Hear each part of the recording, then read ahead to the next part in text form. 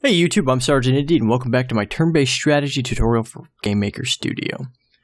We're going to be building the infrastructure for our attacks and character statistics this video, but first let's tackle a minor bug. I've got the game open so you can see what I'm talking about. So we've got these green lines, and they're supposed to show our movement path that our characters will take, and it's supposed to be drawn underneath our actors, this little blue circle. And as you can see, it's not the case for all of them. Some of them, well, yeah, Sandy here is the only one that's performing this right. Then I realized the problem. See, we've covered depth, how GameMaker Studio draws objects in a certain order, and that layers things in a certain way. But there's a twist. Any object that's on the same depth, GameMaker Studio can't draw them in the exact same time. You can only do one thing at a time. It's just computers. All looks like it's going at the same time, but it's still one thing. So it still draws them in an order. Near as I could figure that order is somehow based on the instance ID number, and that instance ID number is essentially based on when that instance was created. So what's happening here is that every actor is drawing a line in their draw event. All of them. So right here it's Rizzo's turn, but every actor is drawing this same green line, and then it draws itself. So only the last actor drawn is drawn on top of the line. Sort of a silly error, completely my fault, and I'm surprised I didn't think about it when I was planning the video out. Let's squash this bug now. Big red X, and you know, bugs happen to everybody. It's no big deal. Bug happens to you, just squash it. We're going to do our actors draw event, and we're going to add a new line. See, again, there's nothing stopping this guy from drawing this line when it's not his turn. Like if it's Sandy's turn, Danny's still going, oh, okay, well, a hover node's somebody, and it's not my hovering over my grid, so I'll draw this green line. And that line points back to Sandy, but he shouldn't be drawing it. It's not his turn. So if oCursor dot selected actor equals ID, open squiggly, grab all of this. You can hit tab to move it over, and then close squiggly. Okay, so now only the actor whose turn it is will draw this line. Everybody else will stop doing it. Green check out of here and there. I'll run it again real quick just to prove that it works. Okay, so Danny, line's drawn below him, below Sandy, below Sunny, and below Rizzo. Perfect. Okay, on to the tutorial itself for this video. We're going to be setting up a combat system, so we're going to need a bunch of variables for all of that to happen. We're just laying the foundations now. We're going to have a couple of constants that'll keep track of whose side everyone is on, and we're going to have a bunch of character statistics for our actors. We're going to set up the constants first. They're really easy. So let's go to Resources, and then down to Define Macros, and then Add. All capitals. Constants are in capitals. It's just style. Red Army, and then tab over 10, and then hit add again, blue army, tab over 20. So these are just sort of like it doesn't really matter what you set these to so long as they're different, but we can test red army, we can test blue army, and then whether they're equal to 20 or 10, it doesn't really matter. The point is we could test this constant. That's all we need to do there. We'll give each actor an army variable, and we'll be able to test that variable to do stuff. For instance, we need to ensure that the blue team can only attack the red team. We don't want friendly fire, right? Also, we'll be able to test this variable when doing the turn order. So the blue army is going to be the player's team. So we'll only give the cursor control of characters that have been set to blue army. We're going to handle the red army characters differently, and eventually we'll have an AI, but that's quite a few videos off. So now let's open up our actor parent. We're going to set a whole bunch of variables. So get into here, get into the create event. And first, right up off the top, right underneath our state, we're going to do army equals blue army. Set them on the blue side, and this is again all just defaults, no big deal. We'll set our class equal to peasant, and we're going to set our race equal to human. Again, all just sort of default statistics. We're going to go ahead and change all these in all of our individual actors. Now, I'm going to be kind of riffing off of 5th edition Dungeons & Dragons for a few reasons. A, it's very simple to program. B, they've got an open gaming license, so there's not really a problem with me doing this, and I might as well teach it. So level equals 1. We have a proficiency modifier. Now, a proficiency modifier is just an extra bonus that's added on to anything that a character is proficient in, anything that they're good at. So, and this is going to be set to 2 plus floor level divided by 5. So it's 2, and every 5 levels it goes up by 1. Now, onto our base statistics. We have a strength mod. That's how strong a character is, how much they can lift, how hard they can hit. Set that to 0. Again, all of these are going to be set to 0. It's a default. Dex mod, how quick or dexterous a character is. Con mod is how tough a character is, how resistant they are to things like poison, and how many hit points they have. Int mod, how smart a character is, and how good they are at resisting certain mental effects. Wiz mod is how wise a character is, how perceptive they are, and how good they are at resisting other, like mind control kind of mental effects. Now we need max hit points, and we're going to set that equal to 4 plus con mod. So that's how much you get at first level is, well, how much a peasant gets at first level is 4 plus their constitution modifier. And then for every level after that, so every level minus 1, every level after 1, they're going to get 3 plus their con mod. So first level, they'll have 4 hit points because their con mod is 0. And at second level, they'll have 7. Third level, they'll have 10, and so on. And if their con mod were higher, they'd have even more hit points than that. Now we need a base hit points. So hit points equals max hit points. Okay, so it's kind of self-explanatory. We need to have a max so we can have a number you can't go over. And then we have a normal, so this is like, most games will keep track of hit points like 4/10, you've got 4 hit points left and 10 maximum. That's all we're setting up here. Now we need a hit bonus. How likely this character is to hit something with a physical object, like whack them with a mace or an axe. So hit bonus equals proficiency modifier plus their strength modifier. Now, humans have a base move of 6, not 5, so we'll change that. And then we're going to change the initiative. Rather than be equal to 0, it's going to be equal to dex modifier. Because how quick and dexterous a character is helps determine how quickly they move in the initiative order. Now, we're going to go through each and every character and assign them their individual statistics. So we're going to select everything from initiative all the way up to class. We're going to hit Control-C or whatever it is on your country or your keyboard to copy things to the clipboard. Just whatever you need to do to copy. It's Control-C here in America. Green check out of there. And there, and we're going to do Danny first. So, head into here, and right below his name, Control-V. Now, Danny is going to be a dwarf fighter, so set his class to fighter. We're going to set his race to dwarf, because good dwarf fighter, every party should have a good tough dwarf fighter. Level 1, proficiency mod, this is all fine. This stuff we're going to change. So, what we're going to do is we're going to make it so that every character is really good at one stat, pretty good at a second stat, okay at a third stat, and then the other 2 are meh. So what this is going to translate to is a +3 bonus, a +2 bonus, a +1 bonus, and then the other 2 at 0. We're also going to fiddle with the race class and hit points. We've already done the racing class for Danny. So here we are.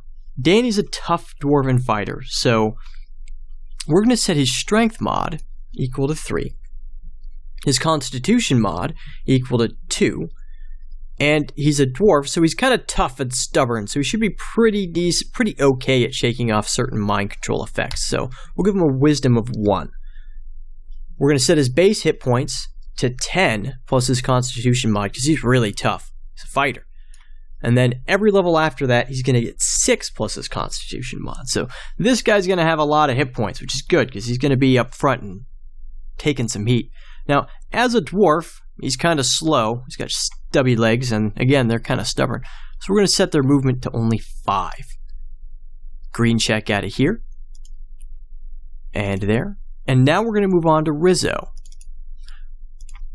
Couple spaces, Control-V. Now, Rizzo is a cleric. She's a human cleric. And a cleric, what a cleric is, it's a tough armor healer, and they've got the power of the gods for miracles or buffs or heal spells or whatever else. So we've got a race and class set. Now we're going to give her a wisdom of 3 because that's what she uses to cast her spells.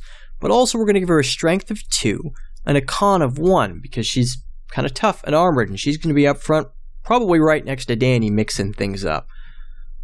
She's got a little less hit points than a fighter, so we're going to set her maximum to 8 plus Constitution mod, and then each turn, each level, she'll get 5. And her move is fine, her hit bonus is fine, everything else is fine. Green check out of here and there. Now we're going to move on to Sunny. So Sunny, couple spaces, Control V. Sunny is a gnome wizard, so set the class to wizard, set the race to gnome. Now Sunny's really smart, and that's how he casts his spells, through his intellect. So we'll give him an intelligence of 3, a constitution of 2, because he's a gnome, so he's pretty hardy and resistant to things. He's also a little agile, so we'll give his dex a modifier of 1. Finally, as a gnome, he's got short, stubby little legs, so his move is only going to be 5. Green check out of there, and there. Sandy. Sandy's a little bit special. We'll get to why she's special in just a minute. So, for starters, she's an elf rogue. So, elf for race and rogue for class. We're going to set her dexterity to 3. She's really quick and agile. She's also sort of rough and tumble. We'll give her a constitution mod of 2. And finally, she's pretty wily and cunning, so we'll give her an intelligence of 1. She's an elf, so she's really quick, so her movement bonus is going to be set to 7 rather than 6, so she can move the furthest in a single round. And finally, since she's a rogue, she's really good at using her quickness to her advantage, so her hit bonus is actually going to be equal to proficiency mod plus her dex modifier, rather than her strength. And so now that we've got all these statistics in place, let's add some more information to our cursor's draw event. I'm going to green check out of here and there. I'm going to go into our cursor, into our draw event, and what we're going to do is we want to display the current character's name, and then their hit points, and finally their hit bonus. This can be pretty boring, we're just sort of messing with more black rectangles and white text, so we're going to copy and paste where we can. So, right down here, selected actor equals no one. We're going to do all of this. So, temp text equals selected actor dot name plus space, or quotes space, the space, quotes, plus selected actor dot class, race first, plus quotes space, quotes, plus selected actor dot class. So what we're doing here is we're determining, like Danny, the dwarf fighter. Simple. Also going to do temp hit points equals HP colon space quote plus string selected actor dot hit points plus there we go, quote space slash space quote plus selected actor dot max hit points. Although this actually needs to be, we need to string, because otherwise it's a number, it'll throw us an error. So, HP equals selected actor hit points slash selected actor max hit points. Make sure you don't have a typo like I did. Alright, now finally, temp hit bonus is going to be equal to hit bonus colon space quote plus string selected actor dot hit bonus. There we go. We're going to use this, well, not only just information for the player to have in the bottom left corner when a character is selected, but also for us. This is sort of our debug. We can make sure that everything has been set properly. Great. So now I'm just going to go create, we're going to do all the rectangles all at once. So draw set color C black, and we're just going to do all of these. So let's just Control C, all of that. Control V, Control V. 3 rectangles right on top of each other. Okay, so the first one is going to be 0, room height, string width, temp, hit bonus. and then string height temp hit bonus. Okay, now this, because we want that, so all the way bottom of our game window, let's pretend this is down here. We want the name first, and then the hit points, and then the hit bonus on the bottom. That's why this one's doing room height like that. This one is going to be at room height minus 16 to room height minus 16. What am I doing? I'm sorry, I've completely lost track of what I'm supposed to be doing here. Room height minus 16 to string width temp text. That's fine. Except we don't want this temp text. We want this to be temp hit points. And then the last one is going to be room height minus 16 minus string height temp text. No, not temp text. Temp hit points. I'm sorry, this is such a mess. I should put some spacing here so I keep track of what I'm doing better.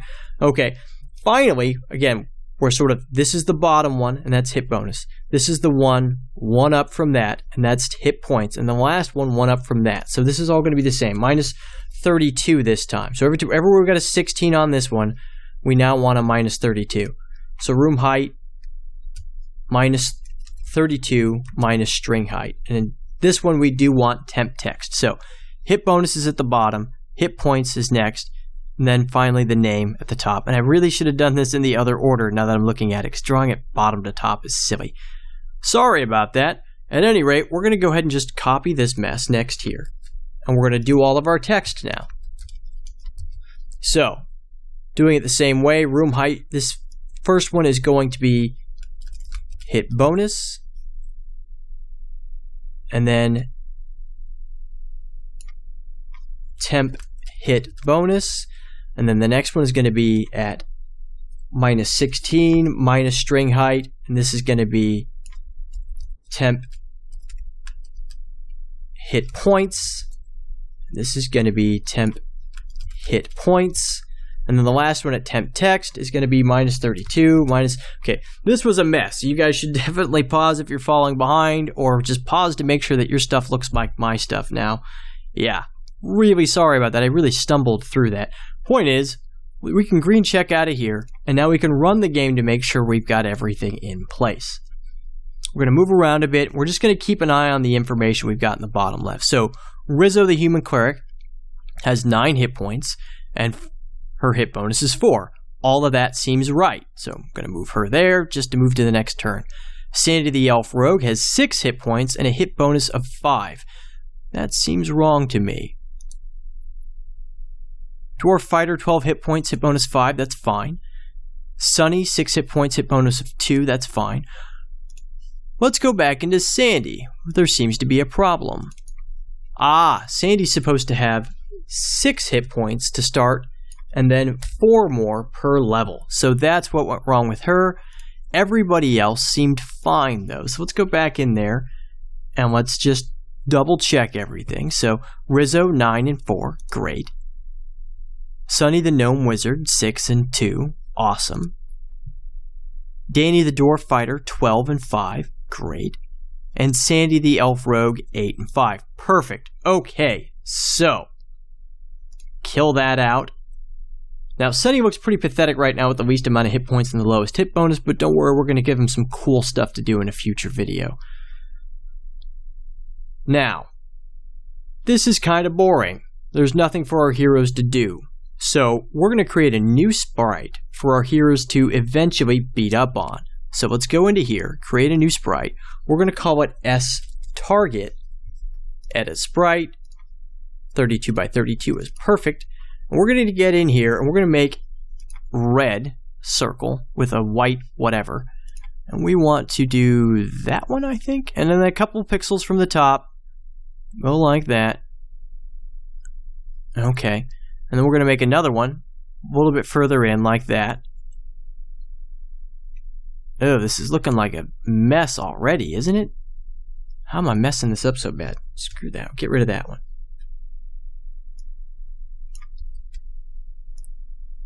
It's just supposed to look like a target. How hard is this? Okay, there we go. We'll go from that corner to that corner.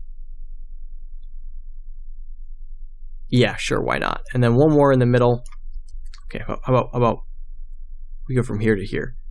One more in the middle. God, what a mess. I'm so terrible at this. Ugh. Alright, this was supposed to be easy. There, it's a target. That's a terrible target. I'm really sorry about that, guys. Hopefully your target looks better than mine. And in a few videos, my target will look better when I switch over to the videos that were recorded right in the first place. So, again, this sprite won't look the same for the whole time. Point is, it's a target. It's a bad guy. Great. Couple of circles, white and red. Doesn't have to be fancy. We're going to create a bad guy object. Create object, O, target. We're going to give it the appropriate target sprite. And what we're going to do is give it the same parent that everybody else has. So actor is its parent. Great. Now all this thing is going to do for now is just hold on to some basic actor statistics, and we're going to make it flash while it's its turn, and then after a brief period of flashing, it'll tell the game controller to move on to the next turn. So add a create event, drag in a block of code, and we're going to go with event inherited. There we go, that's what I'm looking for. Army equals red army. Flash equals false. And then color equals C_white. Great. So that's all this object needs for now. When it's its turn, we'll set flash to true, and then we're going to sort of, while flash is true, we'll just sort of randomly change this between a few different colors. And we're going to set an alarm to have it change turns. So we're going to do that alarm now. So alarm 0, drag in a block of code. Here we go. So again, when it's its turn, we're going to set flash to true. This alarm is the end of its turn. So flash equals false. Again, color equals C_white. And ogame.current actor equals no one. Pretty simple. Great. So now all we need to do is to make the object flash. So we're going to add an event, a draw event. Drag in another block of code. And then in here, we're going to do if flash color equals choose C_white, C_yellow, C_orange. Great. So what choose does is it will choose randomly one of the parameters that you've stuffed into it. This doesn't really need to be a choose. There's probably other ways we could have done this, but I figured this is a good time to talk about choose, because when you're doing random generation, choose is sometimes pretty cool. So if flash, we're going to choose a random color out of that little mix, and then we're going to draw sprite